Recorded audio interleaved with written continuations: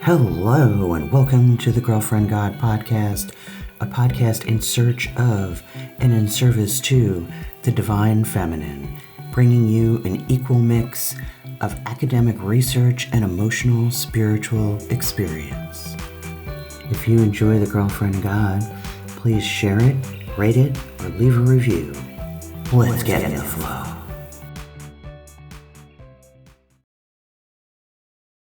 Just in case you didn't know, so today I welcome Dr. Angela Puca to the show. Dr. Angela Puca is a Ph.D. in Anthropology of Religion and has taught at Leeds Trinity University since 2016. She's the author of several peer-reviewed publications and co-editor of the forthcoming Pagan Religion in 5 Minutes. Looking forward to that.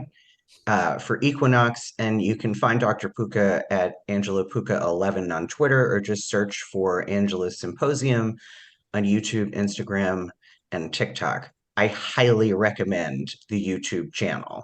I love it so much, and I learned so much, just from your, what do you call it, academic nuggets, those real short videos. Those are my Yeah, favorites. I've stopped Um, doing those. Now you're making me want to do them again. oh yeah, I like it. Well, today's online presence has a very short attention span. So Dr. Carla Ionescu, creator of the Girlfriend God. You're not the creator of the Girlfriend God. I'm the creator of the Girlfriend God, the creator of the Goddess Project podcast. There's a lot of onomatopoeia in both of our podcast titles. So she's going to be here today with me as a guest co-host, and I'm sure that we will both have a lot of questions. And today we're going to be talking about shamanism, particularly indigenous and transcultural shamanism in Italy. Dr. Puca, welcome to the show. Thank you. Welcome. Thank you very much for inviting me, Kelly and Carla. I'm pleased to be here with you. I do have a couple questions that I think you'll probably cover anyway, but just as kind of a starting point, my two questions because I made a couple notes before the show. Um, One was, is there a link between shamanistic journeying and the witch folklore of fly agaric? And two was, can anyone be a shaman with the proper training, or must it occur in your ancestral bloodline, or are there other requirements to be able to call yourself a shaman?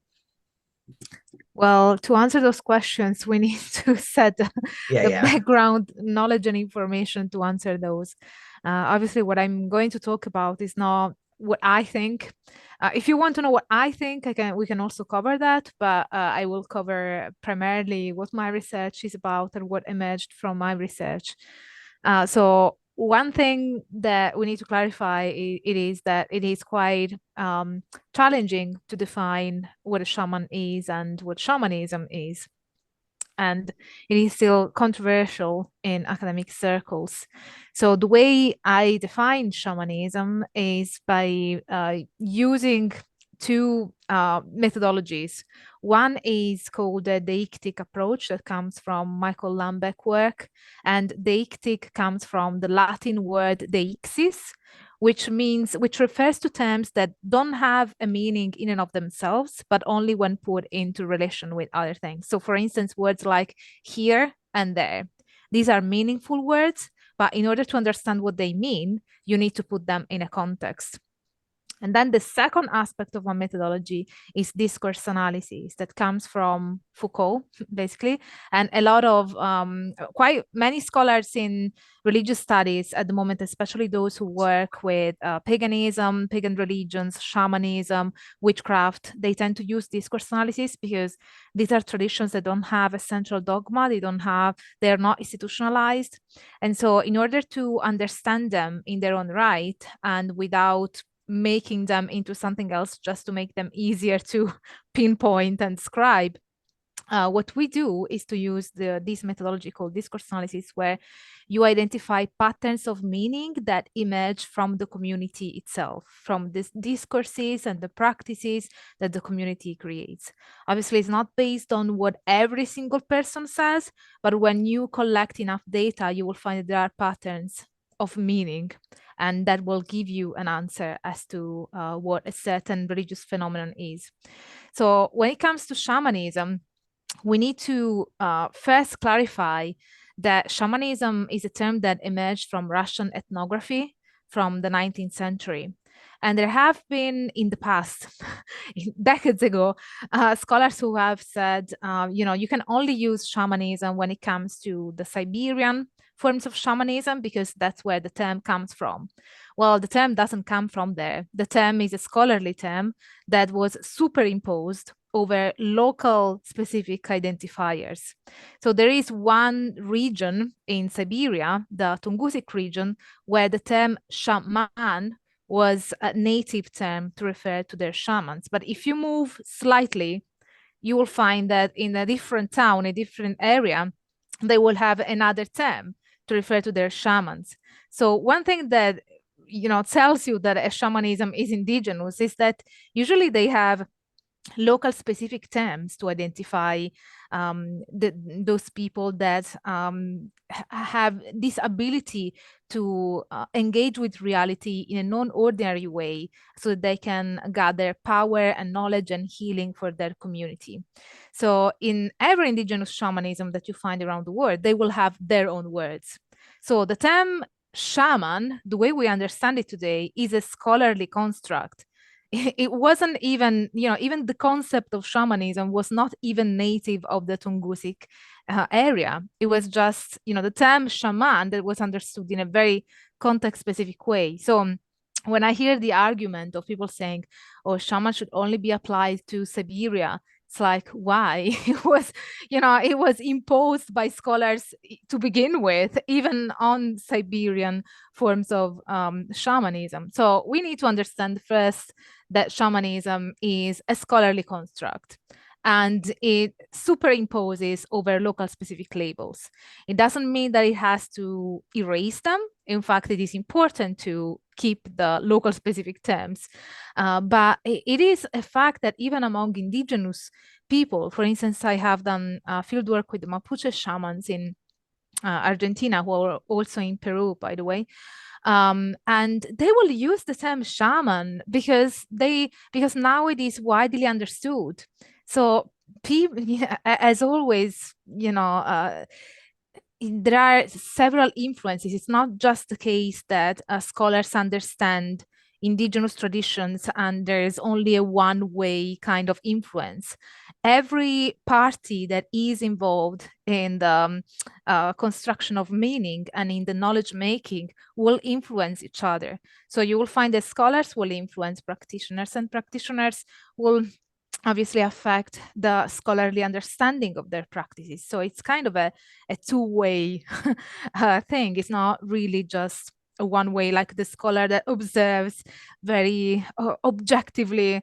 I really don't like the word objective. I think that I haven't met a religious studies scholar who likes that term yet, but if I also have to say that I'm surrounded by people that study things like paganism, so that's also understandable why that is the case. Probably theologians will have different take, but so first of all, we clarify that shamanism is a scholarly term even when it is applied on the Siberian region. And then after the first occurrence of the term and usage of the term, you will find that scholars that study other forms of shaman, other forms of similar practices around the world, especially among indigenous people, will start to use the term shamanism as well, because they find that they are similar enough so that the term is meaningful, because that's what a term is for. A term is, exists so that you can understand what you're talking about. And when you have enough similarities that the term is meaningful, then you can apply it. It makes sense too, because language is about understanding each other. So is So, it so sorry. so is the word sorry, this is what I do. I interrupt when I have questions.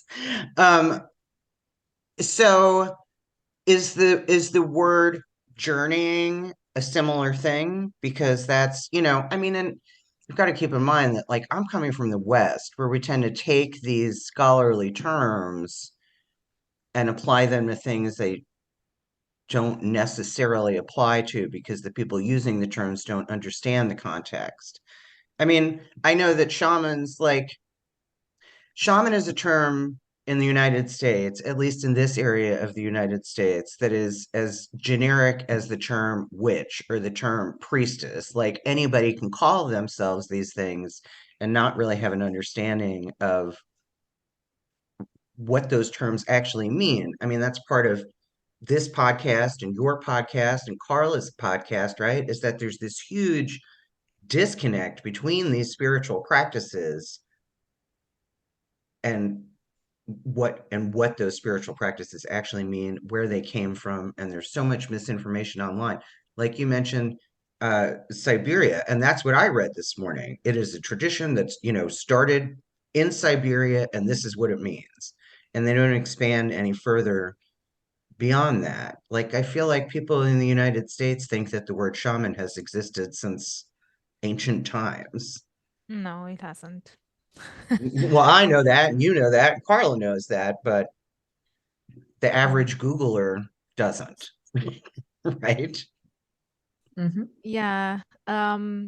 But yeah, to answer the whether journeying is also a Western construct, the way we understand it, yes, it is a Western construct. Um, Another thing that I was going to mention when it comes to shamanism is that there are two main forms of shamanism that I identified in my research. One is the indigenous shamanism, and the other one is transcultural shamanism. So transcultural shamanism is the one that you will find most in Western countries, and it tends to be focused on the techniques. For instance, core shamanism, Michael Harner, Carlos Castaneda. Carlos Castaneda, or still had some cultural elements in his practice, and Michael Harner had learned. He said that he had learned shamanism from the Konibo and the Shivaro um, in the Amazon. But the focus of transcultural shamanism is the technique, meaning that you learn the technique, for instance, the shamanic journeying or other such techniques in shamanistic techniques, and you apply them. And you're supposed to get the same exact results. You don't need an initiation. You don't need to be a specific person. Anybody can do it. And whether you are in Italy or in the UK or in the US, you're supposed to get the same exact results. It's based on the techniques. You learn the technique and then you apply it, and that's it.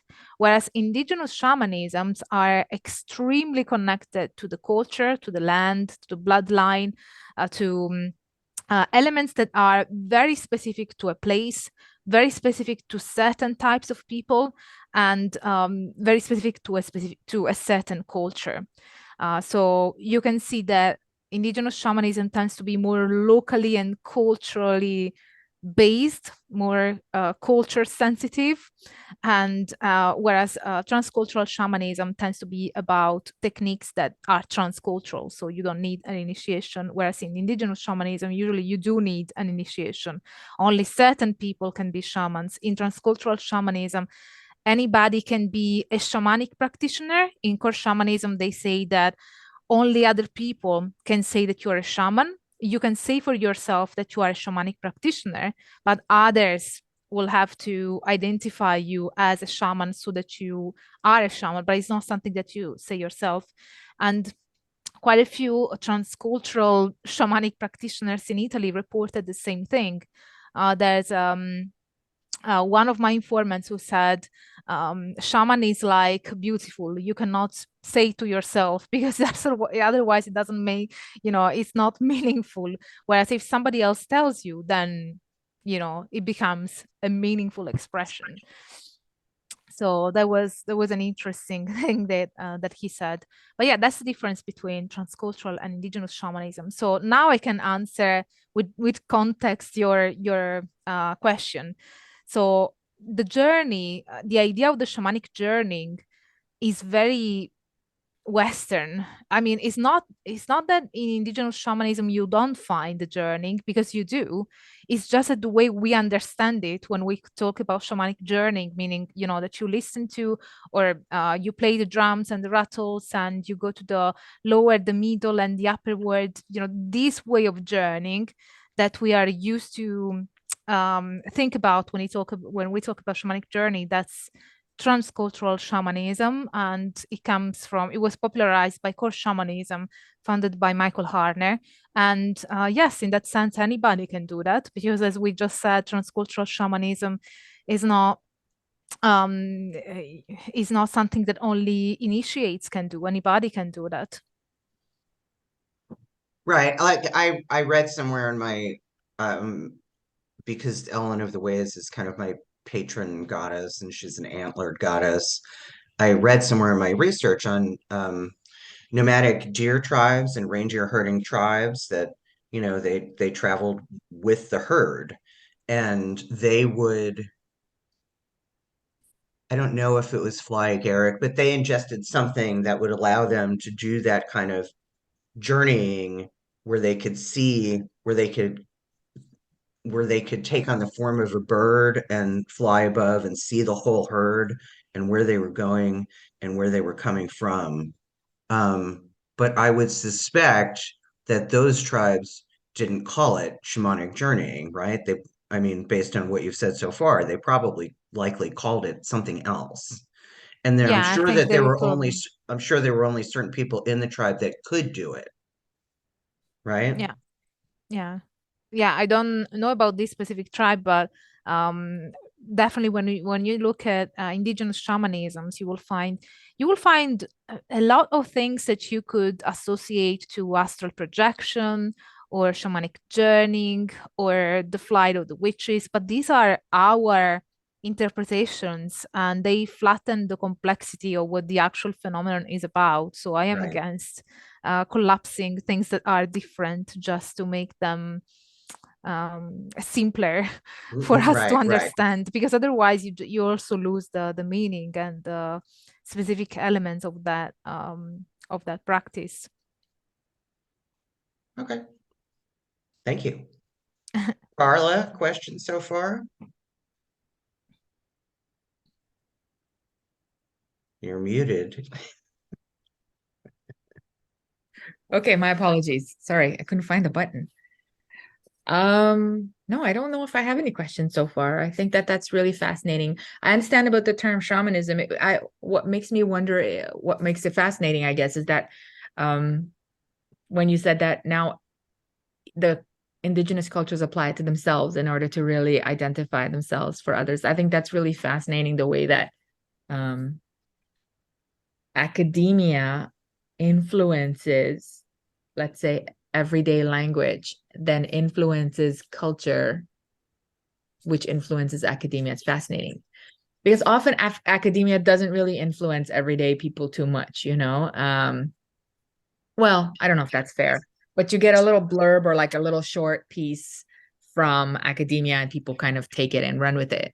But this label is really fascinating, because the same, I know South American shamans that refer to themselves as shamans, to sort of let others know that this, so for example, from Brazil, I have a couple of friends that are shamans in Brazil, and they identify, especially when they do retreats and stuff, as shamans. So that's really fascinating. Yeah. Mm. I think that academia always influences things to different degrees, sometimes to a very small degree, and very often decades after the research has come up. But I Mm. think there's always some kind of influence of academic research, especially when it comes to social science, anthropology, Mm. um, but So I think probably we're more. influenced by academia. We just don't always know that we're influenced by academia. Well, if we want to get philosophical about it, I'd say that we are influenced by everything that we come in contact with, not just academia. It's not like it is this big brother thing that tells you what to do, where observes you. Right, right. It's more the case that we are generally influenced by all the things that we are surrounded by, the information that we get, and how impactful that information is on people around us. So if you have a study, an academic study that is impactful on certain people around you or people in your community, it is much more likely that it will influence you as well. Right. Yeah. I guess the dilemma comes when the context around the academic study isn't explained properly or isn't transmitted as well. Yeah. Because people don't read, peer-reviewed journals for fun very much. So it's kind of what makes it in the news, right? And what kind of makes it into, or like a teacher will take a peer review study and then sort of summarize that for her students. But yeah, the details of the study themselves sometimes get a little bit, fall through the cracks a little bit sometimes. Yeah, and also there's the matter of also understanding how peer-reviewed research works. That is not just about one study, especially when we talk about the natural science, medicine, biology, and these sort of fields. It's not about one study, and that's a very common misunderstanding that I find in the general public. There's one study on, I don't know, 20 or even 200 people, and you have the journal article that says, a magazine article that says study finds, headline, and it is just one study, but it's not how research works. Research works by a network of studies.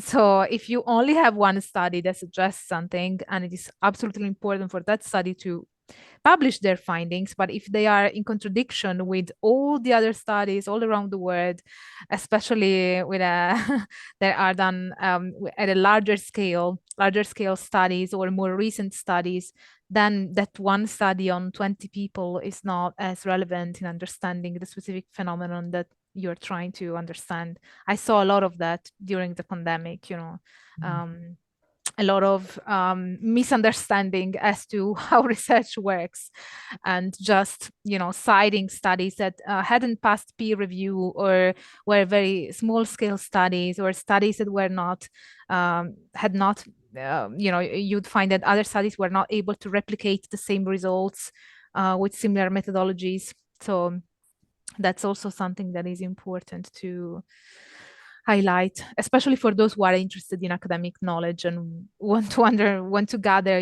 how can I get a proper understanding or gather knowledge on a specific subject academically. Dr. Puca, I just want to say I will go back in my research because I'm really because I'd like to share with you what I read about these deer cults and them what they called journeying, or at least what the writers called journeying to see above the whole reindeer flock. It was just really interesting. So I'd like to share that with both of you. So can we talk a little bit about the disconnect between academic research in this area and shamanism in particular, and what I see as a problem in the US with non-academic people and spiritual practices in general. Okay. So how do we overcome that? How do we overcome the modern day spiritual seeker dilemma of misinformation?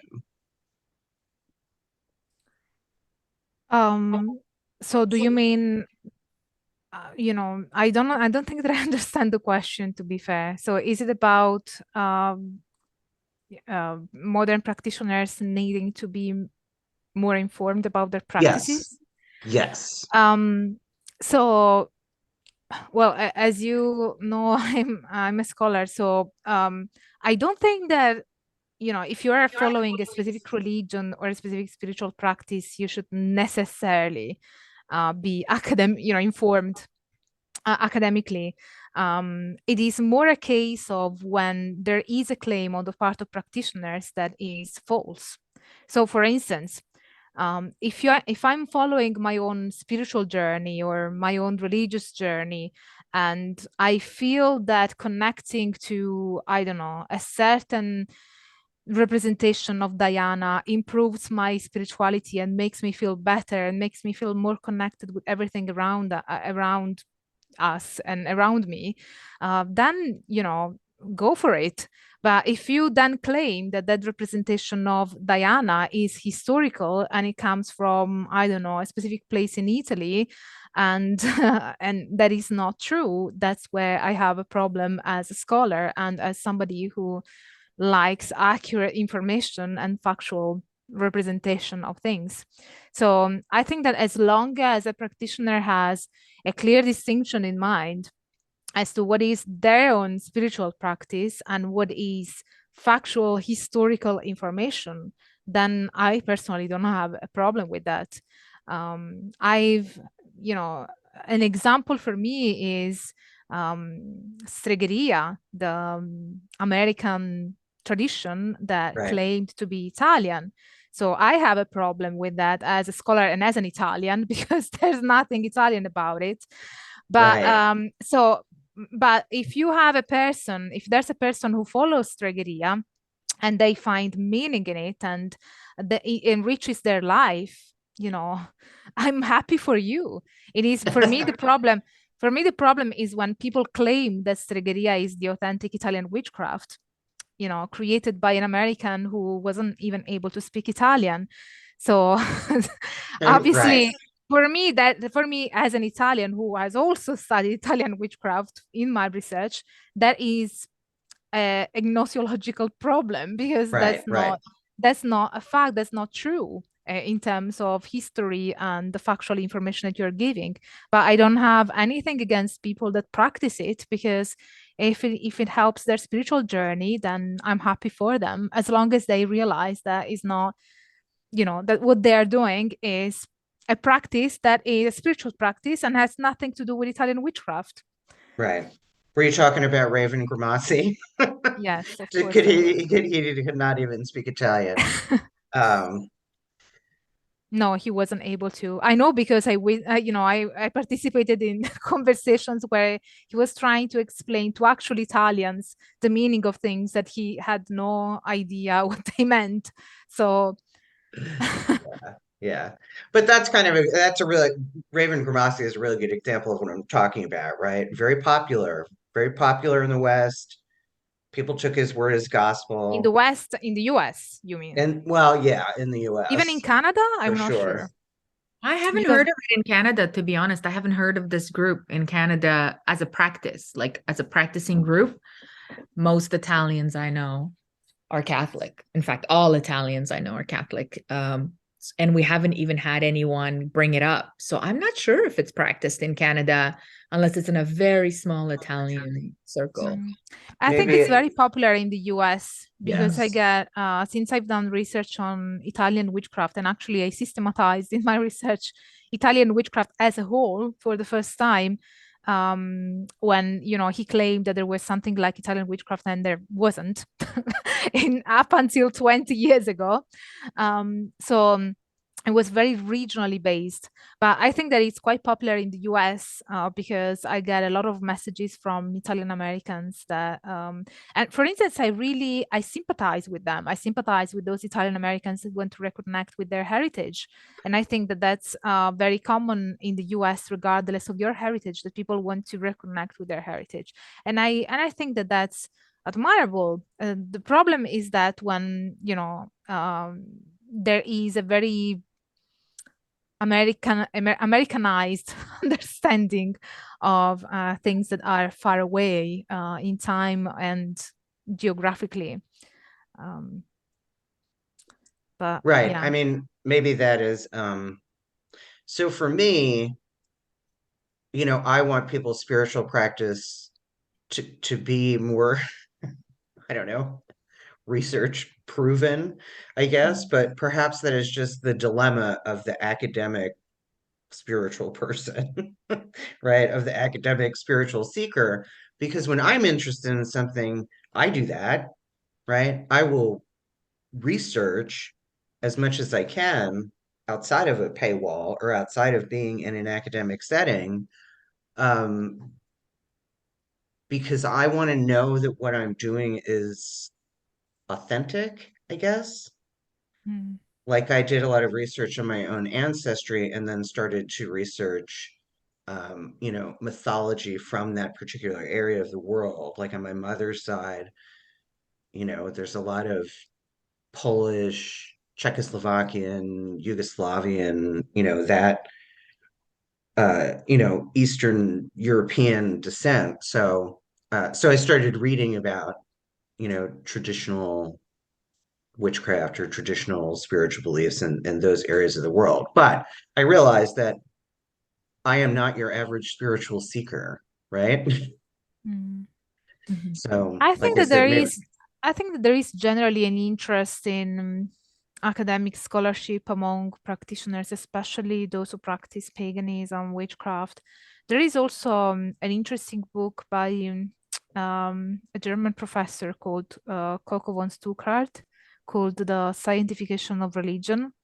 And there Oh, are a couple of chapters on paganism and shamanism and how they were and are heavily influenced by academic scholarship. There might be different reasons as to why that is. I think that probably one of the reasons is that when you practice witchcraft and you are a pagan, you are already kind of at the fringe of what is acceptable by the dominant cultural framework.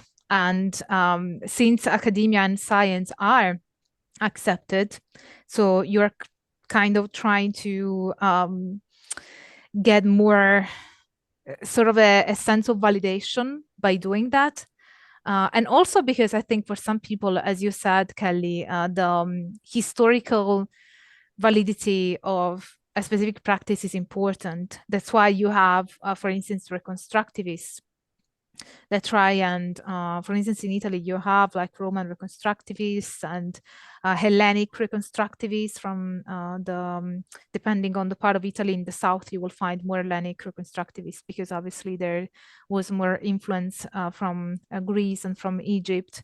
In the Midlands, more Roman influence, and in the north, you also had Celtic influence.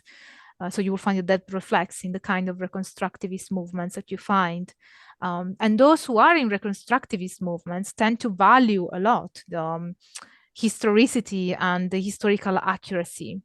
I think that movements like Wicca, eclectic Wicca, and eclectic witchcraft tends to be more focused on the results that you get from your magic, the results that you get from your practice, your spiritual practice or your magic practice. And so in that sense, the information and the accuracy of the background information is less important. It's the same with chaos magic. Chaos magic basically says all these centuries of ceremonial magic practices, let's just put them aside and make up our own correspondences and our own sigils, and what matters is that they work. So I think there are different approaches to spiritual practices, some that tend to value more the accuracy of information and knowledge that you base your practice on, and others that tend to value more perhaps the results and the kind of benefits in your life, whether they be spiritual or material or whatever that you get in your life. So I think that there are different approaches. Yeah. yeah, I see that a lot in witchcraft culture in the US is very results focused. And as a spiritual seeker, I I get frustrated with that because in my spiritual path, part of my spiritual path is a reverence for what or who I'm working with. But I see a lot of witches who just want to use the goddess that they're working with is their errand girl. And I don't know. Personally, I don't think it's supposed to work that way. Maybe I'm wrong, and if it's working for them, then good for them. But I don't know. I think when I start taking things personally in the US, it's because there's such a disregard for, I don't know, for tradition or for elder leadership. There's a big lack of that. And I mean, maybe it just comes from being a young country. But you mentioned, Dr. Puca, you mentioned correspondences, and that is probably one of the biggest complaints I have about information that is on the internet. Because if you type in the name of any goddess, you know, Diana or Artemis or Athena or Aphrodite or Ellen of the Ways, if you type in that goddess's name and correspondences, you will find conflicting information. I cannot tell you how many times I have tried to find out the correspondences to a particular goddess, and this person says that this goddess is, I mean, there's a million associations, right? What flowers is she associated with? What animals is she associated with? What crystals and gemstones is she associated with? What parts of the world is she associated with? And you can look at 10 different websites and get 10 different answers. And I want to know. You know what I mean? I want to know if the goddess I'm working from comes from cultural mythology, that the crystal that's associated with her um, comes from the part of the world that her folklore and mythology comes from. Does that make sense? Yeah. Yeah, when it comes to correspondences related to pre-Christian deities, even in the history, you will find contradictory information, because I think that also the way contemporary practitioners understand ancient deities now sometimes doesn't take into account that certain deities, for instance, Diana, or any Roman or Greek deity, they were not Unitarian as we would think. Right. You will find that they were worshipped in different ways depending on the time, depending on the place. So you will find that at a specific time and at a specific place. For instance, before the Hellenization of Rome, the Roman gods were forces of nature. It was very animistic. And then after the Hellenization, they become personified. So what is the right one? Is it the force of nature, or is the personified version? Both are. It just depends. So I think that the problem that the modern practitioner faces, even when they want to be accurate in the way they do things, is that the way we want to understand sometimes deities now is very different from how it was in the past. Right.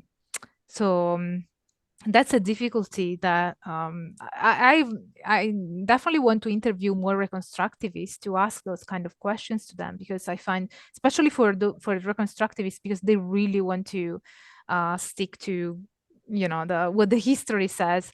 Right. And I have interviewed some from Rome, and they tend to stick to a specific period, so they tend to be accurate in that respect. So they say that they are connecting to the deities from this specific time, so they chose a specific time, and they also had a reason for that, because it's the time when you had more a bit of a more unified understanding of those deities, and you have more sources from that specific time, with Ovid, for instance. So they choose a specific time and a specific way of interacting with those gods, instead of looking at the entirety of the history around those gods, because otherwise you will find I'm not talking about websites, I'm even talking about Right.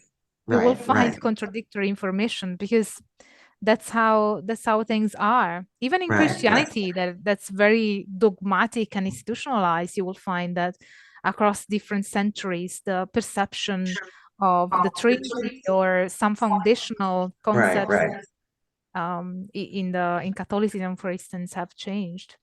Right. I do ask all my guests the same three questions at the end of the show, but before I do that, what's the one takeaway that you want the listeners to have from this? And hopefully you will come back and we can do this again. I know that sometimes people come on the show and my style is very much to like interrupt you with questions. So if you come with material prepared, chances are you won't get to it. And I'm working on that. I interrupted you far less than I have interrupted others, right? Look, Carla's shaking her head. Yep, yep. By the way, I heard you as I was walking away, and the dog's names are Ruby and Bella. That's right. That's right. They're very Bella. happy to be inside. It's cold outside. Anyway, one takeaway. One takeaway is to, wow, I don't know. I'd say one takeaway from this interview, I hope that people have challenged their preconceptions about shamanism and about academic scholarship. It can be fun. And I try to make it on my Angela Symposium YouTube channel. You do that YouTube channel. I mean, it's very accessible to the non-academic. I've directed a lot of other people to it, so I'm really glad that you're doing that. Thank you. So the three questions I ask all the guests at the end of the show are fun and non-academic. The first question is, tell us a fun fact about yourself that people that know you well would be surprised to learn.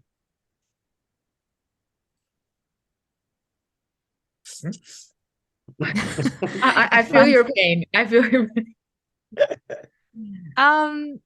Yeah, the thing that I don't know how to answer to is that people that know me would be surprised to, because the fun things about me, people that know me will be aware of them. So I don't know, the fact that I eat a lot of chocolate. Okay, that counts.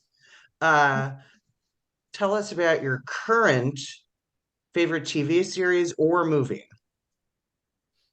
Oh, my current favorite TV show, I'd say that Strange Angel, because there's a representation of Telema, the Crowley's tradition. So yeah, I found that one interesting. Yes, So I like that one. me too. And the whole first season and kind of the unveiling of Aleister Crowley and all that stuff. Yeah, it's a good show. What song, this is the last question, what song would be the theme song of the soundtrack of your life?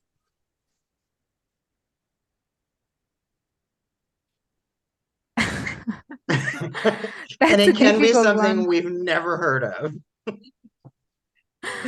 It can be, or it cannot be. No, it can be. Oh, it can be.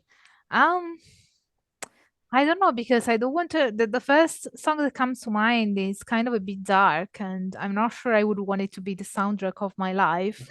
I would need more songs to make the soundtrack. Right. I like the opening song of Outlander. Oh, okay. Yes, me too. I also like the lyrics. Yes. It's a great song. It's an amazing theme song. Like I said, we get all kinds of answers. Kendall's theme song is the Imperial Death March. So, well, thank you, Dr. Puca. Thank you for taking the time to speak with me. Thank you for putting up with my War and Peace length emails about what we could or couldn't or should or shouldn't talk about. And I do hope that you come back and see us. Yes. Thank you very much. Thank you, you. Carla and Kelly, for inviting me. We'll see you soon. Carla, can you stay on for a minute? I'll stay on. Thank you so much, Dr. Puca. Thanks, Dr. Puca. Thanks for watching or listening. If you want more of The Girlfriend God, you can find The Girlfriend God and The Girlfriend God podcast on TikTok, Instagram, and Facebook. The Girlfriend.